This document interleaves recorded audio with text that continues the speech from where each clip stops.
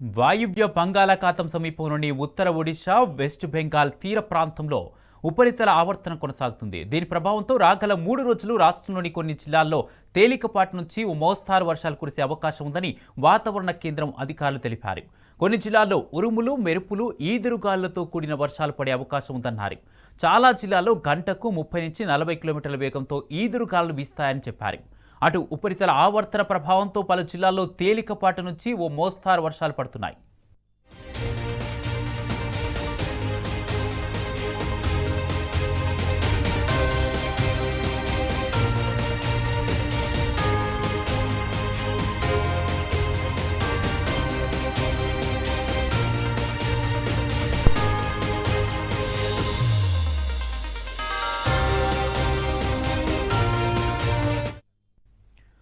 వాయువ్య బంగాళాఖాతం సమీపంలోని ఉత్తర ఒడిశా, వెస్ట్ బెంగాల్ తీర ప్రాంతంలో ఉపరితల ఆవర్తనం కొనసాగుతుంది.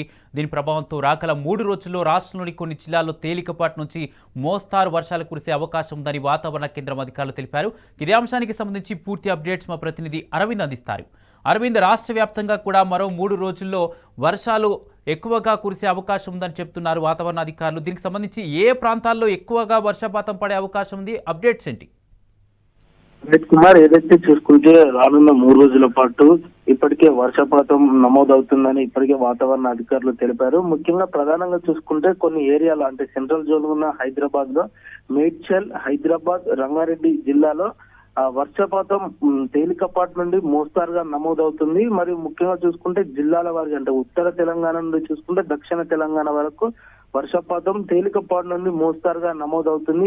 ఎందుకంటే మే నెలలోనే జూన్ లో ఎలా అయితే వర్షాలు పడతాయో ఆ విధంగా చూసాం. కానీ జూన్ నెలలో మాత్రం పూర్తిగా జూన్ 20 వరకు అసలు తెలంగాణ రాష్ట్రంలో వర్షాలు లేకపోవడం, నైరుతి ఋతుపవనాలు తెలంగాణ పైన ప్రభావం చూపకపోవడం ఇప్పటికే అవి చాలా చూసాము. మరి ఇప్పుడు ఏదైతే ఉపరితల ఆవర్తన కారణంగా దానివల్ల కేవలం తేలికపాటి నుండి మోస్తారు వర్షాలకే పరిమితం అవుతుంది జూన్ నెలలో. అది ఉత్తర తెలంగాణ దిక్కు చూసుకుంటే ఆసిఫాబాద్, మంచిర్యాల, కరీంనగర్, పెద్దపల్లి, ఆదిలాబాద్, భూపాలపల్లి, ములుగు, భద్రాద్రి కొత్తగూడెం వంటి ఈ ఉత్తర తెలంగాణలో ఈ ప్రాంతంలో వర్షాలు పడతాయి. మరి ఇటు ఈశాన్య తెలంగాణకు వచ్చేసరికి భద్రాద్రి కొత్తగూడెం ఒకటి పడుతుంది, మరియు నాగర్ కర్నూలు ఒకటి మరియు ములుగు ఒకటి. ఈ ప్రాంతాల్లో సూర్యాపేట, ఖమ్మం ఈ ప్రాంతంలో ఈశాన్య తెలంగాణలో ఇక్కడ కూడా వర్షాలు తేలికపాటి నుండి మోస్తారుగా కురిసే అవకాశాలు ఉంటాయని ఇప్పటికే పూర్తిగా తెలుస్తుంది. మరియు ఏదైతే అంటే కొన్ని జిల్లాల పాటు నిన్న రాత్రి నుండి మొదలుకొని ఈ రోజు ఉదయం వరకు కూడా తేలికపాటు వర్షాలు కూడా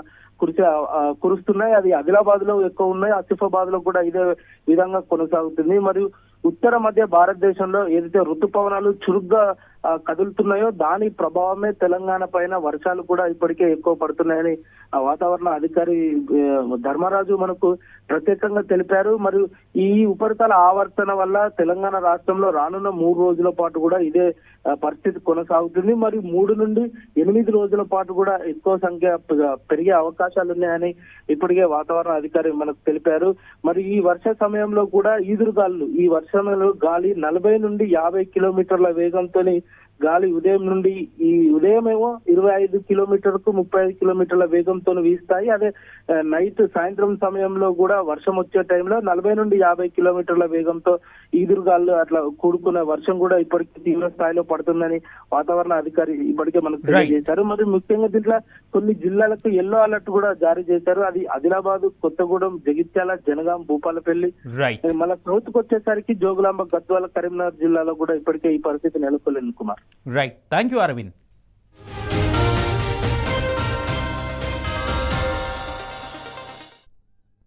పలు రాష్ట్రాలకు భారీ వర్ష సూచన ఉందని భారత వాతావరణ కేంద్రం వెల్లడించింది.